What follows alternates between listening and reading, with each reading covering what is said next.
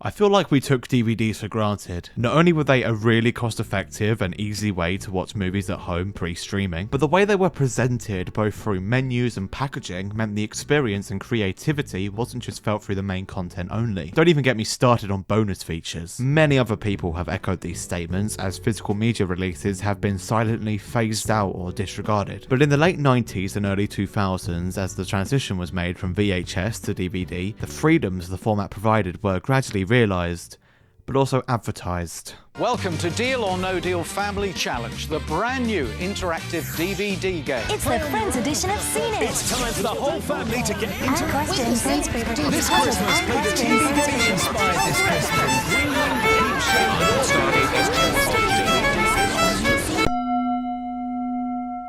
The concept of DVD games is as simple to understand as it is simple to overproduce them. Using a combination of code, DVD menus and layers, and original filmed footage, DVD games were custom interactive experiences sold on regular shop shelves. Their boxes were usually marked with an E instead of a regular classification like 12 or 15, as it apparently fell under an umbrella of being educational or informative content. Somehow. Distinctly, these games usually came out near Christmas to be used as stocking fillers, and they felt weirdly primitive considering video game consoles weren't a rarity, and even at the peak of DVD sales, the video game industry was booming in the UK. Many game shows made into DVD games were also turned into video games in the exact same era. A lot of the games sold in the UK were developed by the same company, Music and Brands, and were published by either the original materials broadcaster or a more conglomerated company like Universal. Sometimes the games weren't just a box and a disc, sometimes there were more parts to encourage replayability, but I'll get to that. DVD games almost unanimously fell into two categories. The former were just general knowledge quizzes or trivia games based on a certain entity. Some might have an end of year theme, and some might be based on just whatever movie was popular near that year's Christmas. The latter, and by far the most interesting category, were game show adaptations. A production company would hire out a daytime game show studio for a day, film custom segments with its core presenter, and then code an almost identical version of the format. A notable example, which I'll get into detail later, is Deal or No Deal, where Noel Edmonds recorded various pieces to camera and just a simple deal game was made. This also happened in the US and Australia and the Netherlands. Look, it was popular. For this video, I've amassed a collection of over a dozen DVD games, and I played hours worth to finally prove that DVD games are a forgotten art. Starting with Sally Lindsay's Party Pub Quiz. Yes, that's seriously what we're starting on. The Sally in question played a barmaid in soap opera Coronation Street in the early 2000s, and the game she presents essentially represents the average game in this genre. Basic multiple choice questions, usually about pop culture, awkward fourth wall breaking pieces to camera, and a back cover that boasts about family fun guaranteed. Next. A Question of Sport was a panel quiz show about, you guessed it, sport. And as a person that only learnt the offside rule during the 2024 Euros, this was my final score. Many DVD games evidently don't have the highest of budgets, as shown by the shoddy green screen and the fact that the answers aren't even told to you if you answer incorrectly. After this, I played Reuben. This is the only game on the list made exclusively for kids, as Reuben was an adventure action game show on CBBC. Ironically, despite its target audience, this game shows how a DVD game can genuinely have some great development behind it, especially here where you can use your cursor to navigate a maze, and if you come into contact with any obstacles, you lose a life in the game. Quite poetically, I somehow lost it. The presentation style of the challenges and demeanour of the main presenter, eponymously named Reuben, just reminds me of how far gone children's content has become and how we went from this... That is not a picture of me. What? It is! That is a picture of Adolf Hitler. to this. Smooth transition into Little Britain, the game. As the title implies, it's based on the sketch show of the same name, with the same actors, Matt Lucas and David Williams, and the same narrator, Tom Baker. Play with others, or play with yourself. The game, in essence, is a selection of simple mini-games fronted by certain characters from the sketches. As expected, the humour is very lowbrow and politically incorrect, but sometimes, I'm afraid to admit, it is actually quite entertaining. Except whatever this is. Physically, the game actually came in a steelbook, making it genuinely the only one in my collection. On that note... Big Brother was a game-changing show in the 2000s, rewriting the rulebook for reality TV in terms of its style and occasional trashiness, and later setting a trend of copycats that still go on to the present day. For a show about being isolated for over a month, being constantly observed by cameras and voting people out, you'd expect a DVD game version of it to replicate that feeling. No, it's just another f***ing quiz. Welcome to Big Brother, the game. With incredible questions like this. Some idiot put water on the stairs. I was going down there with bread and a knife in my hand. Because we've got no food left in the house, I managed to save the bread and fell down this, found like up 8 stairs, and I think I broke my arm. I guess the whole thing in 5 minutes and I got 8 points, so who really wins?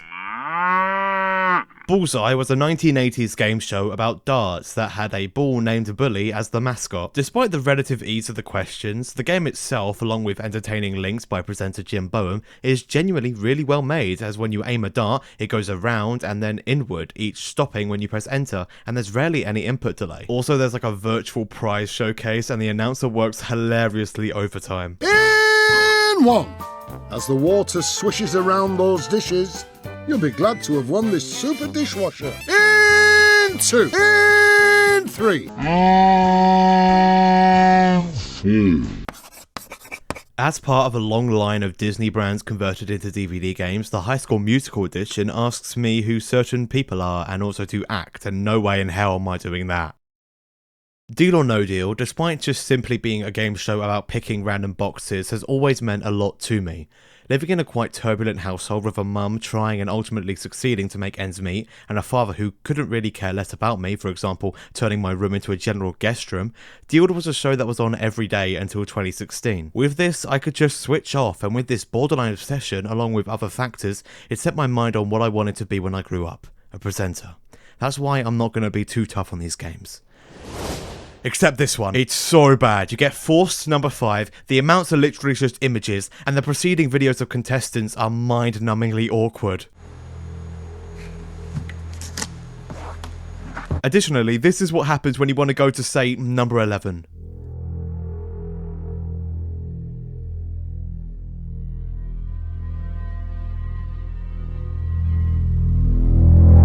On the other hand, the Family Challenge edition, as shown by the evident wear on the case, has been passed down through different houses and TVs. Without any bias, the presentation style is more pleasing, the game itself is faster and actually fun, and for some reason when I was recording background footage, I won the top prize first try, which I'd only done a handful of times before. But whilst I was reliving the memories, I found something.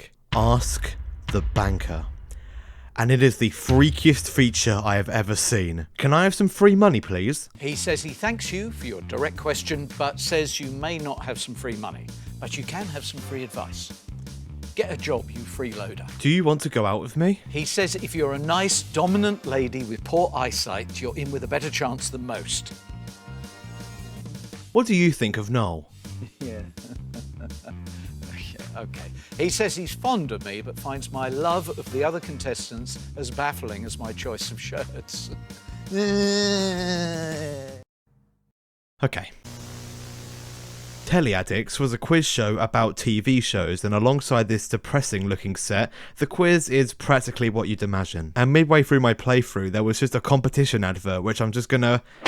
There. Boring! CNIT is a really interesting subgenre. Essentially, it's a regular board game that makes use of a DVD's ability to be both a timer, display questions, and resolve tiebreakers all in one. The version I have is based on The Simpsons and contains relevant player pieces and clips. Don't get me wrong, it's fun on its own without actually playing the full game, but the concept doesn't really work without all these brand ties, despite general unbranded versions existing. It's probably more enjoyable when you're playing with real people and not alone on an emulator. Countdown is a long-running daytime or syndicated show that intelligent people play about words and maths. You get 9 letters and 30 seconds to make a word from them. I can't do it, and I tried. What? Okay. I also tried the maths, and it went even worse. 10 times by 9. Fuck, stupid game! This game also suffers from the awkward talking to camera syndrome that we established earlier, as Carol Vorderman places every letter with a hide the pain smile, and Des Lynam comes on screen after every round to say what the longest word was. I can't even begin to imagine how many takes there were. Top Gear needs no introduction, and of course, as part of an annual tradition of straight-to-video specials, there's a DVD game variant. Presented by Richard Hammond, it's a quiz primarily about cars, but there's rounds based on regular trademarks like the Cool Wall, and you can also blow stuff up! In what other game can you do that?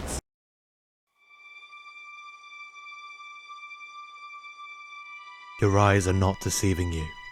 That is what you think it is.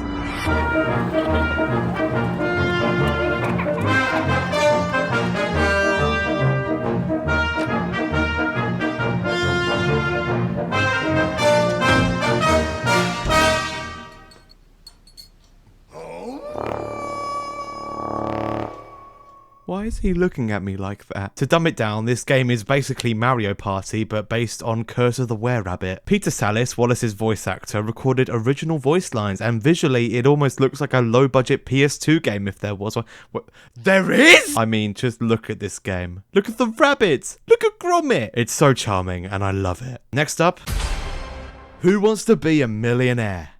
I failed on the second question. Oh no, that's the wrong answer. You've just lost £100.